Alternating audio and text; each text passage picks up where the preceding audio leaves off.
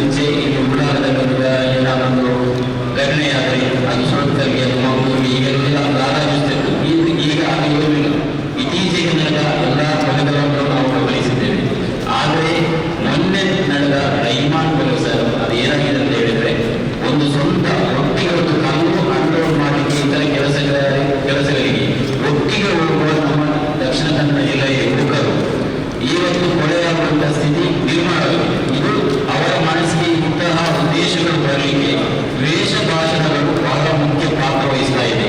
ಇದಕ್ಕೆ ದ್ವೇಷ ಭಾಷಣಗಾರರಿಗೆ ಬಹಳಷ್ಟು ಬೇಗ ಜಾಮೀನು ಕೂಡ ಸಿಗ್ತಾ ಇದೆ. ಇದಕ್ಕೆ ಬೇಕಾದ ವ್ಯವಸ್ಥೆ ಆದಷ್ಟು ಬೇಗ ಸರ್ಕಾರದ ಪರವಾಗಿ ಮಾಡಿ. ದಕ್ಷಿಣ ಕನ್ನಡ ಜಿಲ್ಲೆಯವರಾಗಿದ್ದ ಶಾಫಿ ಸೈದಿ ವಕ್ಫ್ ಕೌನ್ಸಿಲ್ನ ಉಪಾಧ್ಯಕ್ಷರು, ಅವರು ಕೂಡ ಈ ಒಂದು ಸಮಾರಂಭ ಸಭೆಯಲ್ಲಿ ಇರಬೇಕಾಗಿತ್ತು. ಅವರ ಹೆಸರನ್ನು ಕೂಡ ಬಿಡಲಾಗಿದೆ.